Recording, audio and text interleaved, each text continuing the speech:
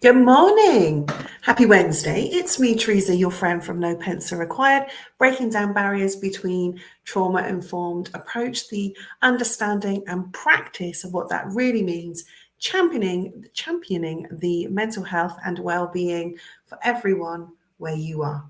Now, today I just want you to join me and let's just talk about the past school year, which is often at this time marked by the exhaustion, just drained by this point, both leaders and teachers or your staff, the constant responsibilities, demands, and pressures just leave you with nothing else to give. Now, while everyone looks forward to the holidays, the exhaustion that you feel often means that they become a time of recovery rather than respite, rather than sort of making them a joyful time, because you're often caught up in this burnout or on the verge of burnout, where you have to sort of get back to that balance, that equilibrium, where you just feel like you've got a little bit of va-va-voom again. And quite often we can feel it just eats into our free time, our holiday time, and where you should be enjoying it and making the most of it, you are finding that this ability to just stop hits hard.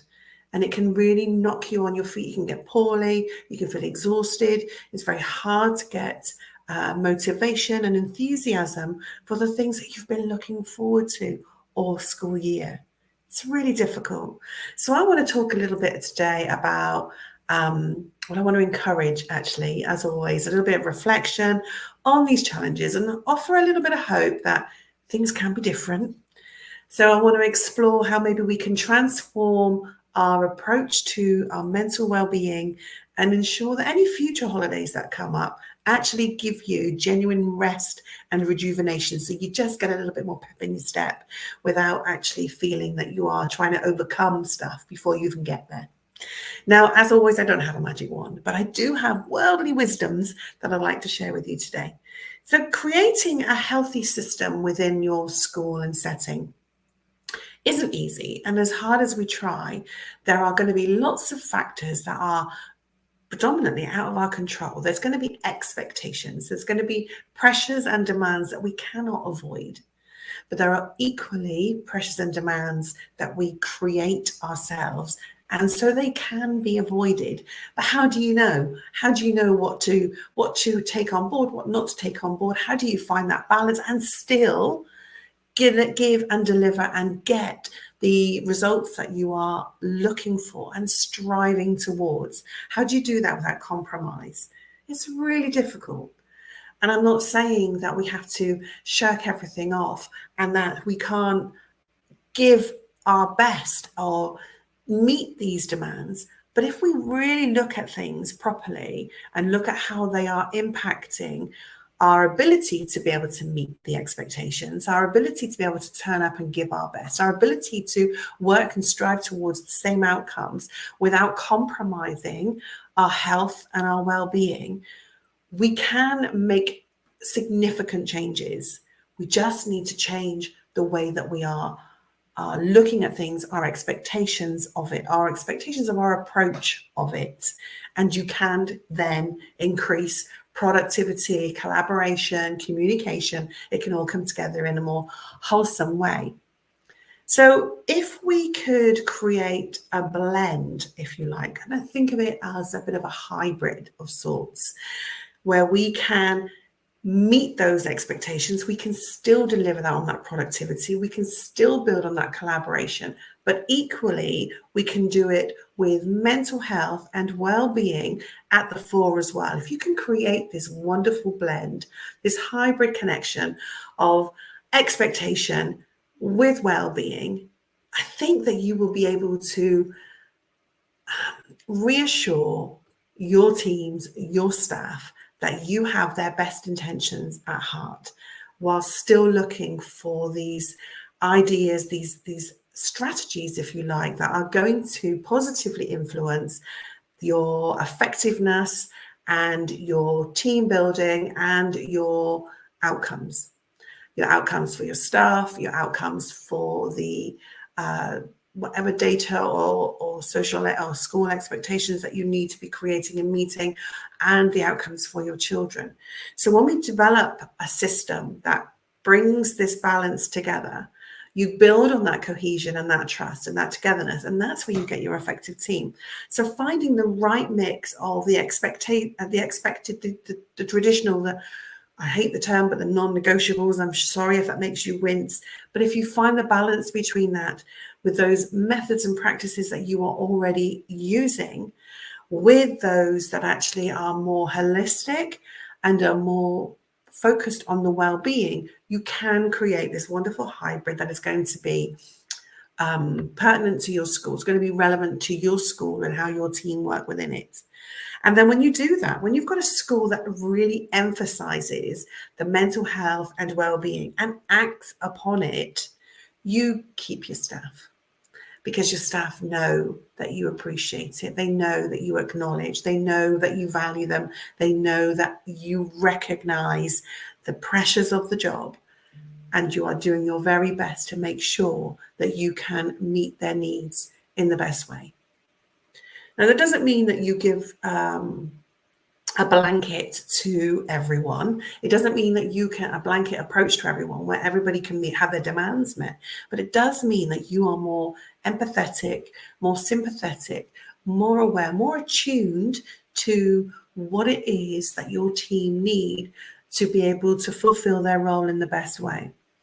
So now we know, with mental health and well-being such a pivotal part of many conversations that you are having within your schools, with your teams, with your leader teams, or with your children, your pupils in your school, you know that it is now more than ever crucial that we have these things in place, these systems in place, this approach in place that is going to offer the right support. It's your responsibility as a school leader, as a mental health leader, it's your responsibility to develop your understanding of mental health and what that means in like the generic context, but actually what it means for your team. But what do you do with that? Understanding mental health concerns is one thing, but what do you do? How do you do it? How do you create this environment? How do you lead and support without compromising your own well-being too? We don't want it to become a situation where taking it on board is so overwhelming that it creates a shutdown for you, that actually it's just too much and you just break away from it because it's too much to take on board. How do you create that balance that meets your well-being and mental health needs so that you can meet the mental health and well-being needs of your team?